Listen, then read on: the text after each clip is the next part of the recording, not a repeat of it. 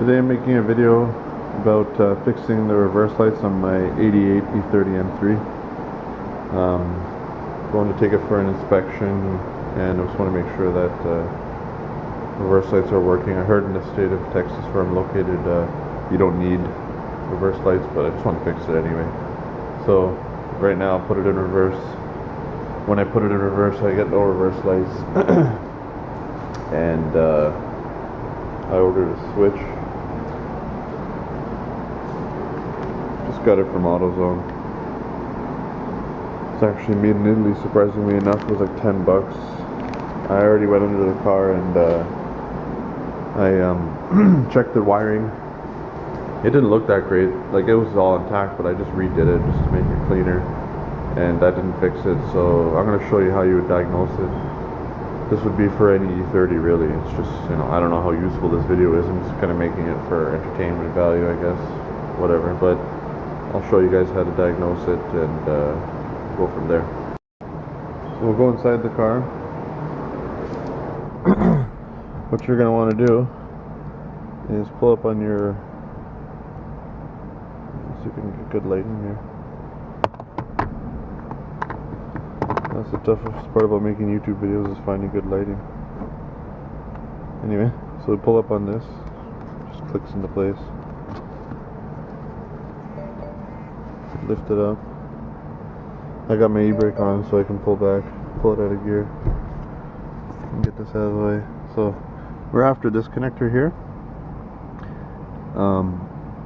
Just to make sure, your first step would be to short that wire with the key on and see if you get reverse lights.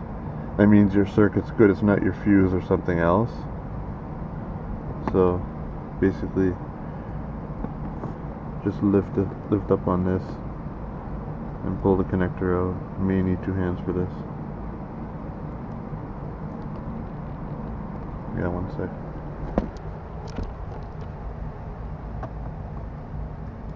Comes out easy though once you get two hands on it. So right here, this is the harness that goes down into the car onto the transmission. Sometimes your problem could be with this harness. Maybe the wires get torn or ripped or shorted. If so, then you'll want to take this rubber boot out, pull it all out, and redo it, or order one. They're like 30 bucks. I'm going to short these pins on this terminal here, and I'll show you what happens. So, easiest thing to do would be to just get a set of alligator clips, click onto one side, click onto the other, right? I'm gonna get my keys.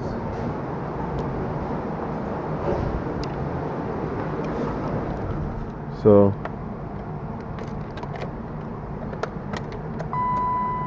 key on. There you go. Reverse lights are working. So I know that my circuit is good, because that's basically what happens when you actually have it in gear. So I would move on to testing the wiring, which I've done. I've checked. I'll show you guys under the car, and I will test and changing the switch. And just as a demonstration, when I put this in reverse, key on,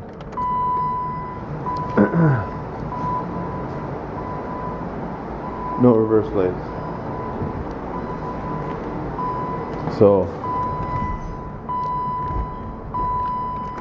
basically this switch here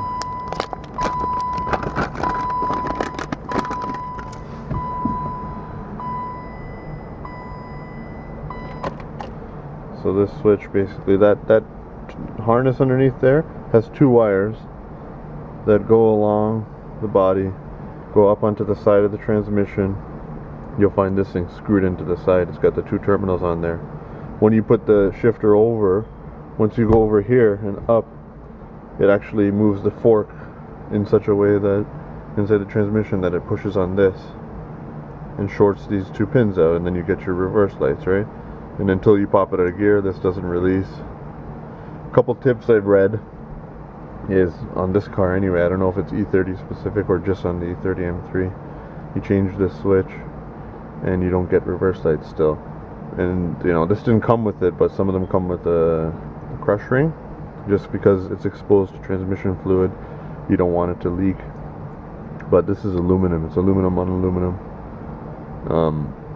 And you know, everybody's saying don't put that in because this doesn't have enough travel. And if you put it in, then it will only get partially depressed, and you may not always have reverse lights. So leave that out. I don't know if I even have one on there, but everybody says it will not leak. Don't even think about it. So I'll screw this on into the transmission, leave that crush washer out if there's one on there, and test it. So either you have a problem with your circuit, then it's fuse number 10 in the engine bay that you want to check for this circuit for reverse lights on pretty much any E30. If that's not working, if that's in good shape, short the 2 pins with the alligator clips, or a wire. See if you got reverse lights. You know your circuit's good, then you're narrowing down to the switch or the actual sub harness, which is literally just a simple little 2-wire harness. Check that that's good, and if it's either the harness or the switch. I checked my harness, took it out, and it was fine, but I just cleaned it up and re-sealed it, put some new heat shrink on it, and still didn't work, so I ordered this switch. They're 30 something bucks at the dealer, OEM. I got this one from AutoZone, but you know, it looks to be legit. It's not some Chinese knockoff. It's made in Italy. So I'll get the car jacked up, and I will show you how to locate the switch on the transmission. And looking at E30 M3 is not very common. It's not helpful to a lot of people, but you know, this is the same for any E30 and pretty much for any old BMW and a lot of old cars.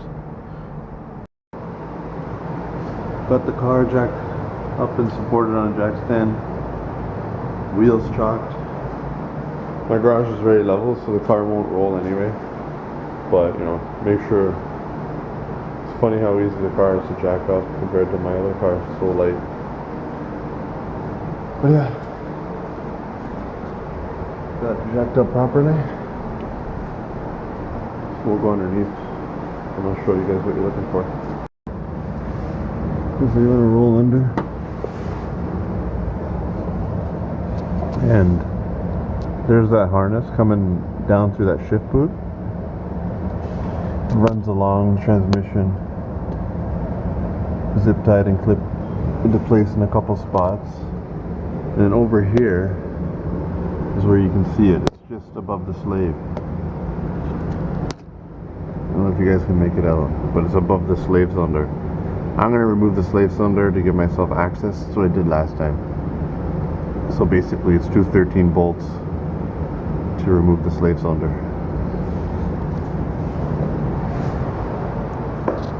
Alright, so as a tip, removing the slave now, you want a 1/4 inch with a 13 on it, just to get lots of swing room on the lower bolt. On the upper bolt, you want a 3/8 with a 3-inch extension and a deep socket to go up above the slave, and just work your way up to the upper bolt here. Gives you the length so you can move from back here. You want to take the upper bolt completely out and then work on the lower bolt, because it's spring loaded, right? It's under hydraulic pressure. As you lower these bolts, it's going to back itself away, and it's easier to deal with the lower bolt than it is the upper bolt for removing it. And then this just drops out of the way. So I'll show you once I'm releasing this bolt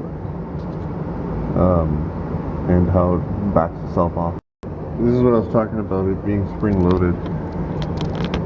It just naturally backs itself off under hydraulic pressure. So it's just much easier to work with this lower bolt, fighting that tension. So the more I back this off, the more it pushes back against you, creating that gap. Anyway, so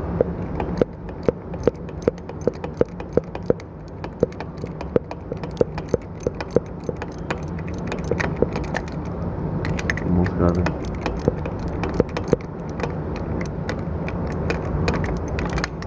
I gotta do the rest by hand. I don't know if I can do it two-handed, one-handed in.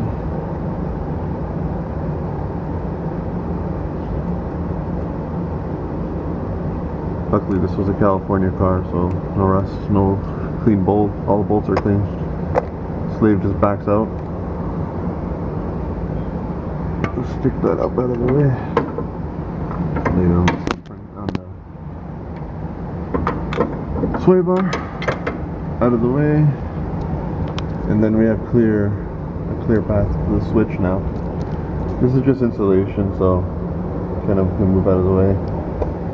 You gotta get these spade connectors off.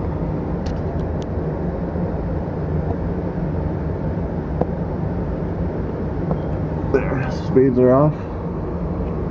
And this is the harness. Kind of moving it out of the way.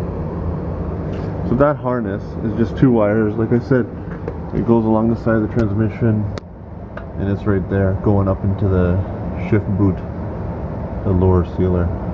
So you want to make sure those wires are good as your first step before you buy a switch.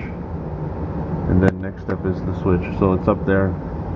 You can see those 2 spade connectors. I'm gonna get a 19, I believe it is, on a 3/8. Hopefully that there's enough room to get that off, and then I'll show you it off the car. I jacked up the driver's side. That's what you guys should do. I don't know if it's gonna leak any fluid. Hopefully not. But if any comes out, I'll have to replenish that. Alright. You got the switch off. Actually, what was easiest for me was to use this 19 deep 1/2 inch. You got that rubber piece beside the switch that you kind of have to push out of the way to get it on. And this just has enough depth to catch the switch. So that worked out. Otherwise, it's quite difficult to get a wrench in there. So try that. You want a shallow 1/2 inch drive 19. Gives you just enough bite. It's not on there tight at all. So what I'm going to do, this is the old switch, it's kind of dirty, the pin's bent up. I think it's original compared to the new switch. So I'm going to connect those 2 terminal pins and try old switch and new switch, see if it makes a difference. This is the setup basically.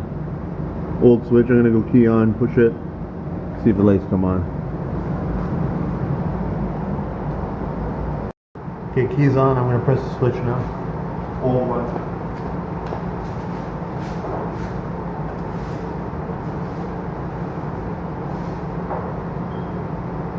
Pressing it, nothing.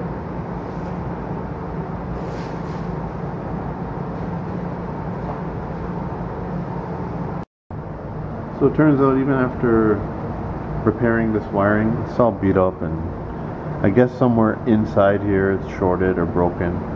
So, you know, it wasn't obvious. My multimeter doesn't have any batteries, so I couldn't test it, but I just got rid of that. And I built up a new harness. Just easy to do. So soldered on new wires, fresh wires, and best I could do, snap that clip on. So I got fresh wires. I'm gonna retest now. You have to remove this rubber sealer. It has a hole here and a hole here to pass that wire through. It just basically you pull up on the edges all around so that it can clear this hole here. Pull up all around it and then slide it up, and then you can sneak that wire out of there.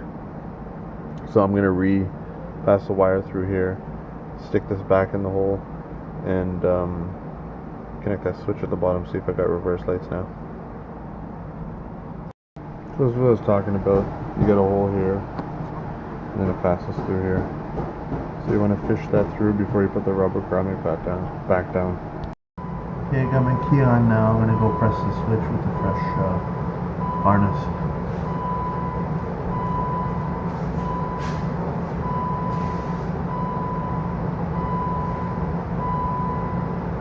There we go.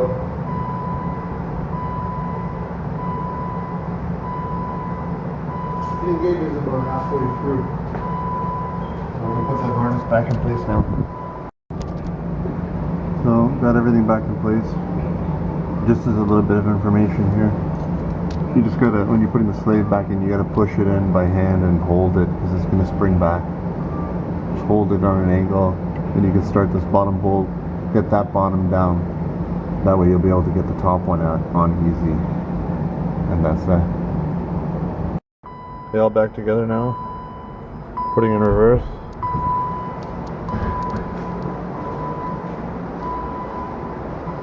There you go.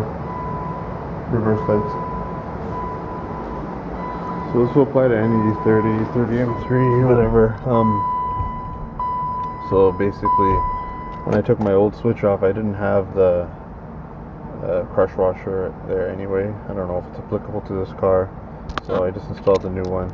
So probably my old switch was fine. It looked kind of old, so you can't really tell unless you're going to take the harness out and test it with a multimeter. But if you're going to tackle this, might as well just get a new switch and refresh the wiring and be done with it. So yeah, that's what you got to do if you don't have reverse lights on an E30 or E30 M3. Thanks for watching and good luck.